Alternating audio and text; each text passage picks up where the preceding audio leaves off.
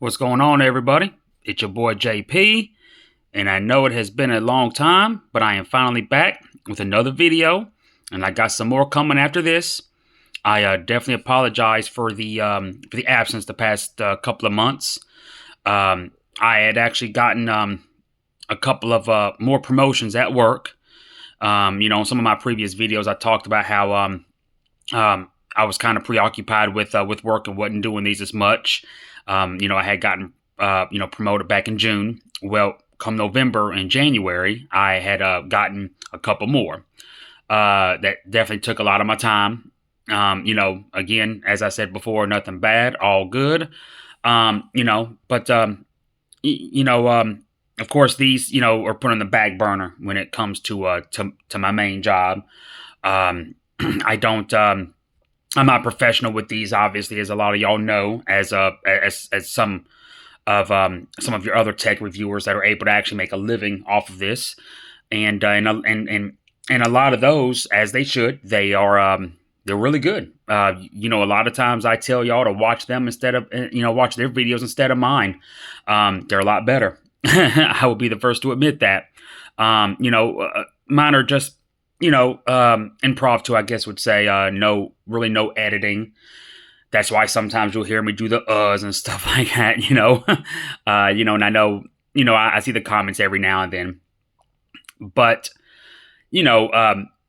again, mine aren't reviews, mine are unboxings. They're what I like to call overviews. They are the experience right after the unboxing, obviously when it's out of the box, but you're still in the process of setting it up. So, but of course, with that said, by the time I do these, though, I have usually had a couple days, if not weeks, with these devices. And this is actually one of those phones where I have had, several weeks. I did get this when it first launched globally.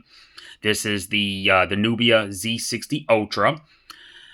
For reference, a lot of people know I love the RedMagic lineup of phones, and I did have the RedMagic 9 Pro, but it was just kind of caught in the crosshair with everything else I had going on in life, and I wasn't able to do a video on it.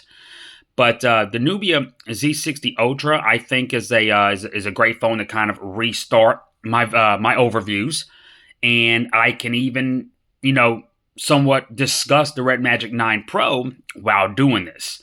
Kind of like the Nubia Z50, especially the Z50 Pro, and then later on the Z50S, or I'm sorry, the Z50 Ultra, and then later on the Z50S Pro. Not the regular S50 Pro, because it had it did have your visible front-facing camera. But then when the Z50 Ultra came out, it did not, like the RedMagic 8 Pro of last year. And then, of course, the Z50S Pro did come out with the visible front-facing camera. But the beauty part about the S, which of course came out late last year, it's still relatively a new phone itself. It did have the overclocked Snapdragon 8 Gen 2 that the RedMagic 8S Pro had introduced. That was otherwise only available with your Samsung phones. This time last year, the Snapdragon 8 Gen 2 for Galaxy. And of course, we're here, 2024, and we're back kind of at the same thing where you have the Snapdragon 8 Gen 4, or I'm sorry, the Snapdragon 8 Gen 3 for Galaxy with the new Galaxy S24 lineup. And of course, your other flagships are just getting, or getting the Snapdragon 8 Gen 3.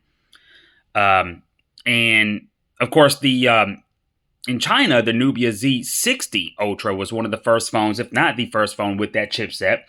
And it did not take long for it to go global. And same was the case with the RedMagic 9 Pro. It actually had beat it out by a couple of weeks in China, and then beat it out a couple of weeks globally. And they have actually never been more closely related than now, which is why I said that I can kind of touch on the RedMagic 9 Pro in this video. Basically, if you want a better rear camera experience, and forego the internal fan, that the RedMagic 9 Pro has, uh, you're getting a lot of the same experience with the Nubia Z60 Ultra for the same price. And if you're actually, if you don't mind actually stepping down, going down a notch on the RAM, you can actually get this for cheaper because globally the 8 GB model is $599, and it still comes with 256 gigs of UFS 4.0 storage, just like the 12 gig variant.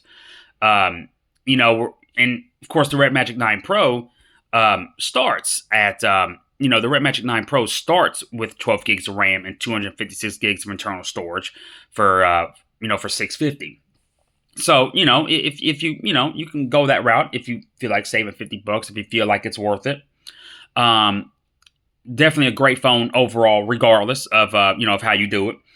I think it's cool that they still offer 256 gigs with the 8 gig model because that keeps the UFS with 4.0 storage instead of downgrading to,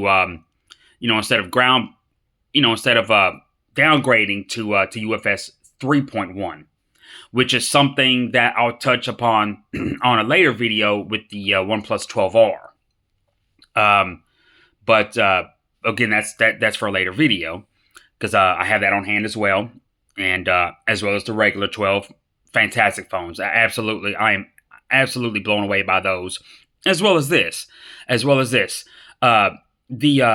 Z60 Ultra again has a Snapdragon 8 Gen 3, blazing fast processor. It has the same game space feature with the now non-hidden Diablo mode that the RedMagic 9 Pro introduced. Diablo mode has been a hidden mode for quite a few years now with the RedMagic phones, and probably even the Nubia phones, the Z series phones that had game space. I'm not entirely sure. I don't quite remember. But if you have a RedMagic 9 Pro, you'll know that the Diablo mode isn't something you have to unlock now. It's not a hidden feature. And same is the case with the Z60 Ultra. And the Z60 Ultra here has the same style switch as the RedMagic series of phones do. That switches it to game space. But what's cool with the Nubia is you can actually set that to different things. So if you like the alert slider that the OnePlus phones have, you can set it to that instead of game space. Because obviously this phone isn't advertised as a gaming phone first and foremost like your RedMagic phones are. These are actually advertised as a camera-centric phone. And that's really what it is. Of course, as far as the front-facing camera, it is a 4th or 5th generation UDC, as they call it. It has been vastly improved. Still not ready for prime time. But the rear camera on these are magnificent. And honestly, if you're shopping around for the RedMagic 9 Pro, or if you have the RedMagic 8 Pro from this time last year, you'll know that they even vastly upgraded, finally, after several years, the rear cameras on even the RedMagic gaming phones. Granted, the cameras still aren't up to par as other gaming phones. Well, one other gaming phone, the ROG Phone series, the ROG Phone 8, has really great cameras, but you're also paying for it. It costs a lot more than the RedMagic series. But Nubia further upgraded, from the RedMagic 8 Pro and RedMagic 8S Pro from last year because the 9 Pro has gotten further upgrades in that department, which is fantastic and very unexpected. And of course, the Nubia Z60 Ultra, that's more to be expected because it is a camera-centric phone. Right now, the big push for this phone is God, I don't know if I can even. It's the 35 millimeter system that is included with this. The lens, along with the triple OIS system, obviously that you can read it there. You can also see the grainy design of the back here really well. It is a fantastic looking phone, fantastic feeling. But the camera system on this phone right here is really the selling point. It works really well. Of course, y'all know I'm not a big camera person, but there's your Type-C there, obviously there. Yeah. Trying to go over some other portions of the phone here while I got my hand free here. Just letting y'all look at it here. but the IR blaster there. Of course, you got your power switch, your which is the red button there actually there. And of course, this right here is the button that you can switch. You can use for as an alert slider like a OnePlus phone, or you can use it, like a game space button if like the RedMagic phones. And of course, you got your volume rocker here, your antenna bands. Always on display there, obviously. In-display fingerprint sensor works really well. You have your front-facing your facial recognition. I'm trying to say that works, very well on this phone here. You do have a 80-watt wired charging, no wireless charging, yeah, and of course, and again, this is the global model too. This is the global. This is not the Chinese version here. Google Play, services and all that's already built in there. Not just GMS, but Google Play services as well. Not just Google Mobile. But you get your clear case. It's a hard shell. It's not the silicon ones that I kind of prefer there. But just kind of, I wouldn't say it protects everything there. But of course, you can find better ones off of eBay or Amazon there. Not much to the unboxing experience, but it's a fantastic phone. It is a 1.5K res screen, 120 hertz refresh rate. Super AMOLED, obviously. It's a BOE screen, and it is equivalent. It's a BOE. Forgot what they call it. I knew it. It was on the tip of my tongue the other day. But it is the equivalent to Samsung's latest technology. Usually, the RedMagic phones, and I think the Nubia Z phones as well, they usually used the latest Samsung OLED technology from the year before. Whereas the ROG phones would use the latest and greatest. But again, you paid for that. This time around, the Nubia, even the RedMagic 9 Pro, even though they both switched to BOE instead of Samsung, they are using the latest OLED technology, whatever BOE's equivalent is to Samsung's latest for 2024.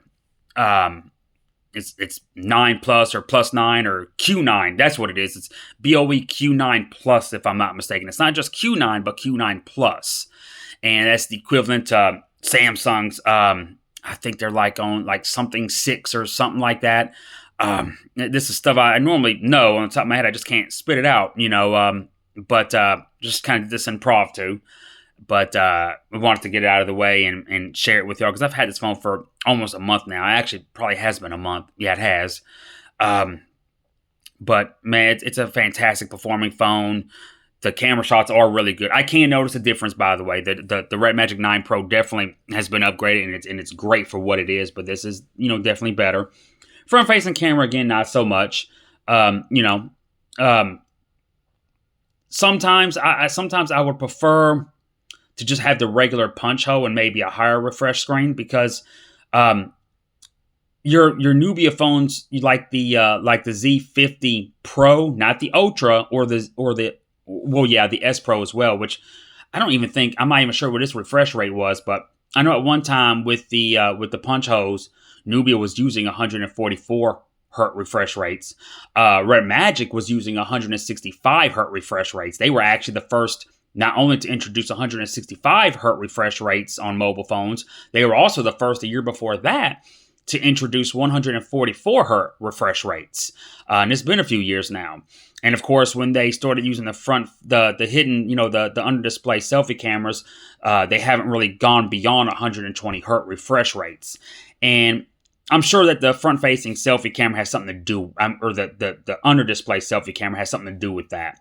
But they are still using the latest and greatest display tech, just not from Samsung. It's BOE again, probably because it's cheaper. I imagine BOE undercut Samsung's prices substantially. Their latest tech is probably equivalent in price to Samsung's last generation tech's price, if not the generation before. And they're all about trying to keep the cost down. These are very, affordable phones. almost mid-range pricing, almost, not quite, but almost mid-range pricing for flagship, um, you know, you know, latest and greatest 2024 specs, the screen included, and the Nubia Z60 Ultra, the camera included, of course, with the RedMagic, you kind of swap one thing out for another, and you get the internal fan with that, and the RGB lights and and stuff like that. And this has a more, this has a much less gamery look, if you will. Of course, it's again, it's not advertised as a gaming phone, but even the RedMagic 9 Pro has a really sleek, flat back design. That's less gamery itself. And of course, if y'all have been paying attention to the ROG Phone 8, you know that that's the direction that they've gone. They always kept the front-facing camera because they still utilized the borders around the screen, the top and bottom as well. This time around, they went with a punch hole, but it's still visible, But they just kind of, it's more of a modern design. But the Nubia Z60 Ultra is, I mean, man, the charging is insanely fast. I can't say that enough. I mean, it's crazy quick. The packaging, I mean, the presentation of the phone is it's awesome. I haven't noticed any glitches in the OS. It is Android 14.